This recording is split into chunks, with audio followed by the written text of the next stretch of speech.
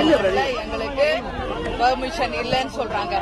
இன்னைக்கு கோயம்பேடு முதல் கோட்டை வரைன்னு சொன்னாங்க. அதனால வழி நடுக்க நம்ம தேமுதிக ஆளுங்க நிக்கிறாங்க. இன்னைக்கு இந்த பகுதியில எங்களுக்கு அதுக்குள்ளேயே மகளிர் அணி எல்லாரும் அரெஸ்ட் பண்ணி ஏத்திட்டு போயிட்டு இருக்காங்க. அங்க கேப்டன் நிக்கிற இடத்துல அரெஸ்ட் பண்ணின்ற தகவலும் எங்களுக்கு வந்திருக்கு. இன்னைக்கு மது ஒழிப்பு என்பது நிச்சயமாக அவசியமா இல்லையா என்பதை மக்களாகிய உங்ககிட்டயே நாங்க கேட்கிறோம். இன்னைக்கு சின்ன குழந்தை முதல் கொண்டு பெண்கள் முதல் கொண்டு ஒட்டுமொத்த தமிழகமே அழிவு பாதையில இன்னைக்கு சென்று கொண்டு இருக்கிறது. சரி, இத்தனை நாள் ஏன் இந்த பிரச்சனையை கையில் எடுக்கிற, இப்ப மட்டும் ஏன் எடுக்கிறீங்க, 2014 தேர்தலுக்கா அப்படின்னு எதிர்கட்சி ட்விஸ்ட் பண்றாங்க. நிச்சயமா கிடையாது. இன்னைக்கு சசி பெருமாள் அப்படிங்கிற ஒரு காந்தியவாதி இன்னைக்கு மது பிரச்சனைக்காக இன்னைக்கு போராட்ட களத்திலேயே உயிர் நீத்திருக்கிறார். அதன் பிறகு இந்த பிரச்சனை இன்னைக்கு தலையெடுக்க ஆரம்பிச்சிருச்சு. எல்லா கட்சிகளும் இதுக்காக ஆர்ப்பாட்டம் பண்ணிட்டு இருக்காங்க. அந்த வகையில தேமுதிகவும் இன்னைக்கு மனித சங்கிலி ஆர்ப்பாட்டத்தை கோயம்பேடு முதல் கோட்டை வரை என்று அறிவித்தோம். அறவழியில தான் நாங்க போராட்டம் பண்றோம். ஆனா எங்களை செய்ய விடாம இன்னைக்கு அரெஸ்ட் பண்ணி வண்டியில ஏத்துறாங்க. மேடம், அனுமதி மறுக்கப்பட்டு தற்போது வழக்கு உயர்நீதிமன்றத்தில் சென்னை உயர்நீதிமன்றத்தில் விசாரணை நடந்துட்டு இருக்கு. அப்படி இருக்கும்போது நீங்க போராட்டம் அனுமதி மறுக்கப்பட்டிருக்குதுங்கிறாங்க. ஒண்ணு மட்டும் அப்ப நான் கேக்குறேன், நேத்து மதிமுக கட்சி அலுவலகத்துக்கு முன்னாடி சிவசேனா கட்சிக்கு மட்டும் எப்படி அனுமதி வழங்கினாங்க ஆளும் கட்சியை சேர்ந்தவங்க? அது மட்டும் நியாயமா? மேடம், இப்ப நீதிமன்றம் தான் அவங்களுக்கு வந்து அனுமதி இல்லைன்னு சொல்றாங்க.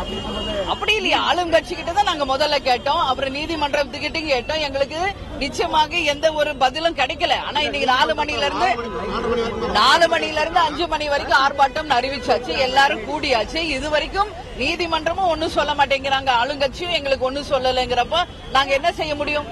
ஏன் தேமுதிக மட்டும் அனுமதி மறுக்கிறாங்க என்பது எங்களுக்கு தெரியல. இதே தேமுதிக அனுமதி மறுக்கிறாங்களே, நேத்து சிவசேனாக்கு மட்டும் எப்படி அனுமதி தந்தாங்க? அவங்கள கேட்டா அறவழியில, நாங்க மட்டும் என்ன வன்முறையா தூண்டி இருக்கோம்? அறவழியில தான் நாங்களும் போராட்டம் பண்றோம். இதுல தடுக்கிறது எந்த வகையில நியாயம்? ஆனா தமிழக மக்கள் இது எல்லாத்தையும் பாத்துக்கிட்டு தான் இருக்காங்க. நிச்சயமாக இந்த ஹிட்லர் ஆட்சிக்கு இன்னைக்கு ஜனநாயக ரீதிக்கு அப்பாற்பட்டு நடக்கும் இந்த அராஜக ஆட்சிக்கு தமிழக மக்கள் நிச்சயம் முற்றுப்புள்ளி வைப்பாங்க. ஒரு மாபெரும் ஒரு மாற்றத்தை 2016 தமிழகத்துல எல்லாரும் பார்க்க தான் போறீங்க என்பதற்கான துவக்கம் தான் இந்த நாள் என்பதை இந்த நேரத்தில் உங்க எல்லோருக்குமே நான் தெரிவித்துக் கொள்ள கடமைப்பட்டிருக்கிறேன்.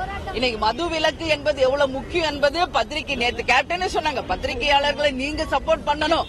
இன்னைக்கு சமூக பிரச்சனை, இது ஒன்னும் அரசியல் பிரச்சனை கிடையாது. நிச்சயமாக ஒரு சமூக பிரச்சனை. இன்னைக்கு ஒட்டுமொத்த பெண்களும் மாணவர்களும் இன்னைக்கு பெரியவங்க முதல் கொண்டு எல்லாம் இன்னைக்கு களத்துல இறங்கி போராடுறாங்கன்னா இன்னைக்கு மதுவால பாதிக்கப்படாத குடும்பமே தமிழ்நாட்டுல கிடையாது என்ற நிலைமை இன்னைக்கு உருவாயிருச்சு. முன்ன 3000 கோடி வருமானம் வந்துச்சு, இன்னைக்கு 30,000 கோடி வருமானம்.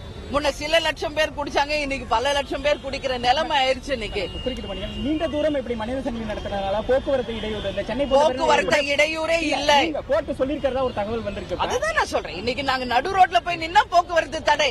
நாங்க எல்லாருமே பாதையில தான் நிக்கிறோம். எங்கேயாவது தேமுதிகவால ஒரு சின்ன அசம்பாவிதம் நடந்துச்சு என்று யாராவது ஒரு சின்ன உதாரண காமிங்களை பார்ப்போம். அறவழியில நடத்துறது கூட இங்க நியாயம் இல்ல என்றப்ப நாங்க என்ன செய்ய முடியும்? இன்னைக்கு கேப்டன் அங்க அரெஸ்ட் பண்ணி ஏத்திருக்காங்க, இங்க எங்க மகளிர் அணி எல்லாருமே அரெஸ்ட் பண்ணி ஏத்திருக்காங்க. ஆனா நிச்சயமாக இதை தேமுதிக விடாது. உங்க மக்களும் நிச்சயமாக எங்களுக்கு சப்போர்ட் பண்ணுவாங்க. நேத்து மாணவர்கள் அரெஸ்ட் பண்ணிருக்காங்க, மாற்றுத்திறனாளிகளை இன்னைக்கு அரெஸ்ட் பண்ணி கொண்டு போய் இறக்குறாங்க. யாருமே ஜனநாயக ரீதியா கூட போராட்டம் செய்யக்கூடாது என்ற நிலைமை இன்னைக்கு தமிழ்நாட்டுல இருக்குதுன்னா என்ன? இன்னைக்கு ஒட்டுமொத்த போலீஸும் ஒவ்வொரு டாஸ்மாக் கடைக்கு தான் பாதுகாப்பு கொடுத்துக்கிட்டு இருக்காங்களே ஒழிய மக்களுக்கு இன்னைக்கு எங்கேயும் பாதுகாப்பு கொடுக்காத ஒரு நிலைமை தான் இன்னைக்கு தமிழ்நாட்டுல நடந்துகிட்டு இருக்கு. இதை விட ஒரு வெட்கக்கேடு என்ன இருக்கிறது தமிழ்நாட்டுல? சிந்திச்சு பார்க்கணும் எல்லாருமே. இது ஒரு சமூக பிரச்சனை, இது அரசியல் கிடையாது, ஓட்டுக்காக கிடையாது. இந்த நிலைமை மாறி தமிழ்நாடு இன்னைக்கு வளர்ச்சி பாதையில நிச்சயமாக குடியே இல்லாத ஒரு நிலைமையை உருவாக்கும் வரை தேமுதிக இந்த பணியிலிருந்து ஓயாது என்பதை உறுதியாக இந்த நேரத்தில் நான் தெரிவித்துக் கொள்கிறேன்.